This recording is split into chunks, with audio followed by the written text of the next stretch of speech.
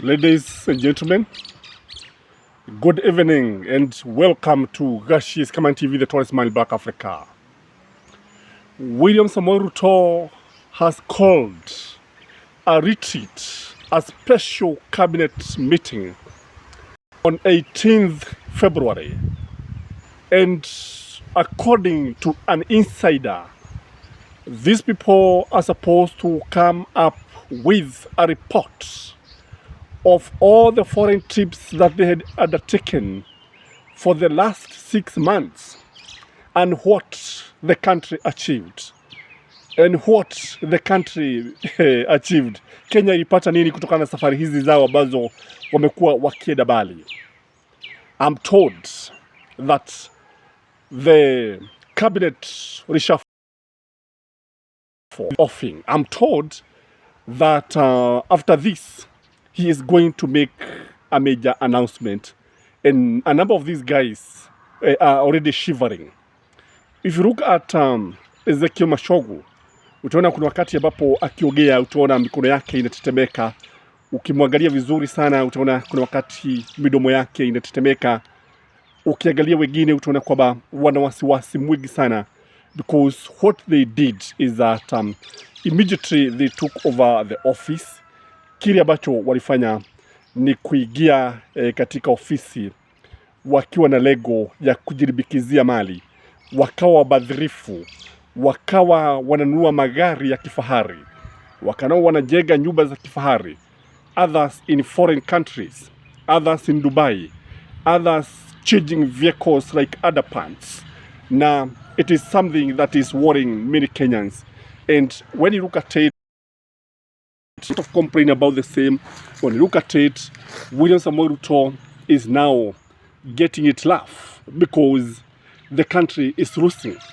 So in this video, ladies and gentlemen, I want us to look at what William Samoei Ruto intended to achieve by calling what he's calling an extraordinary cabinet meeting.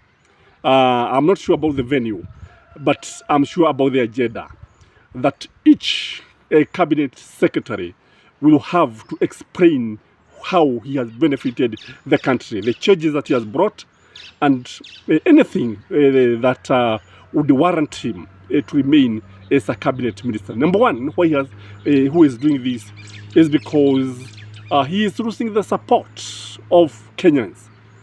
Na kusema ukweli, unapotazama, there's nothing you can show. And I can ask you, ladies and gentlemen, show me one project that have been undertaken by William Samoei Ruto's government. It is complete and people are happy.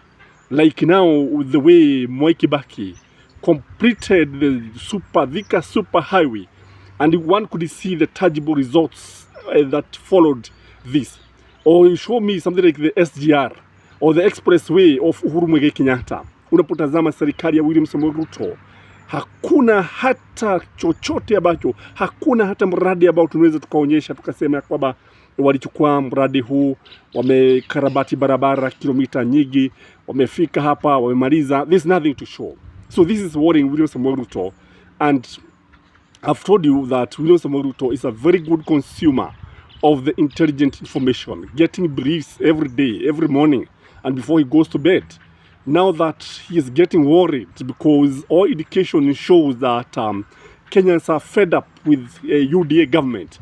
In fact, I was shocked when I heard none other than Musalia Mudavadi complaining, imagine, complaining at serikali imekopa sana, that they have borrowed so much and the cost of living is very high. And this one told me, the conclusion I made is that things are not good as far as I'm concerned. And when you see even the people who are insiders like Musalia Mudavadi wakianza kusema they are even going to vie for the presidency in 2027, we can only conclude that something could be in the offing, and maybe he could also be fired. Who knows? Do you think, ladies and gentlemen, do you think William Samoei Ruto can fire somebody like Musalia Mudavadi?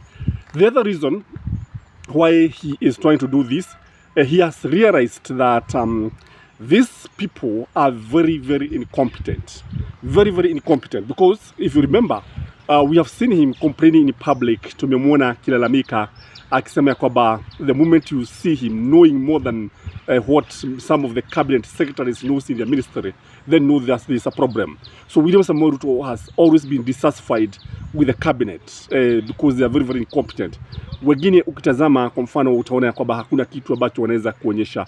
Wengine ni majina tu. Kuna mwingine ambaye pale wengine ni viuno tu, unaona tu pale viuno vyao ndivyo ambavyo vinaonekana. Wengine ni sura zao, they look like they are in Hollywood.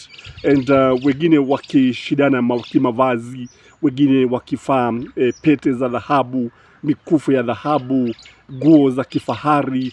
And it is shocking that William Samoei Ruto ended up with the most incompetent cabinet in Eastern Central Africa, and actually even in Kenyan history. Hatujawahi kuona baraza la mawaziri likiwa na watu ambao ni wazebe kama tunavyoona, watu ambao wameshindwa na kutekeleza majukumu yao kama vile ambavyo tunaona. So ladies and gentlemen, this also this other issue of Kenya becoming a laughing stock. As we speak, Kenya is now a laughing stock in East Africa.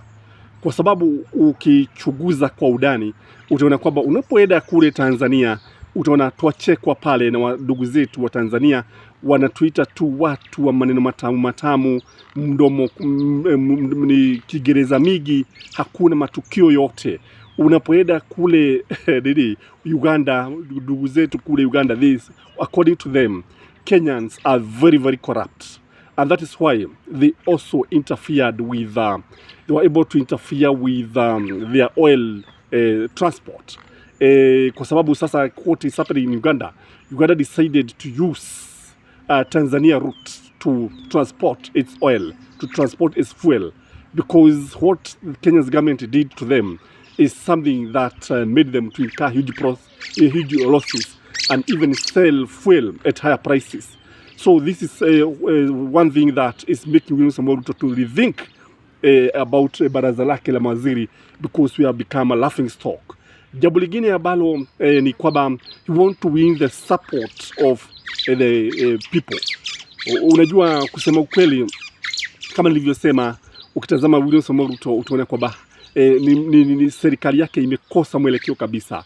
And kwa sababu ya kukosa mwelekeo, what he is trying to do is to try to see if he can actually get the support, he get the approval rating that he got when he took over. But because what has been happening is that his approval rating has been dwindling every day.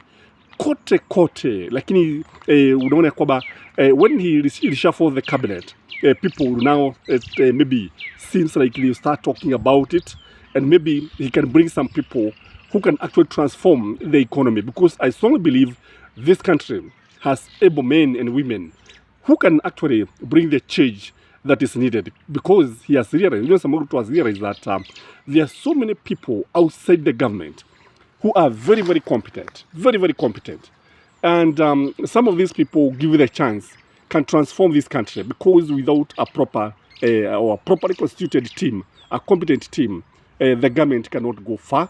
Without having the people who can bring the transformation that is badly needed in this country, hakuna jambo lolote ambalo tunaweza tukafanya. All said and done, this move is political. It is not meant to bring any change. Kwa sababu unapotazama, kusema ukweli, unapotazama baraza la William Samoei Ruto from treasury, kiangalia shilingi ya Kenya imekuwa ikichapwa kila asubuhi na dola za Kimarekani, paudi ya Uingereza, and inflation is on another level. And when you look at it, we are losing it. The cost of import is very, very high when you remember that we are an importing nation. Ladies and gentlemen, that is my take. Let us wait for February 18 to see what William Samoei has for this great republic. But according to me, it is all but drama. Have a blessed evening.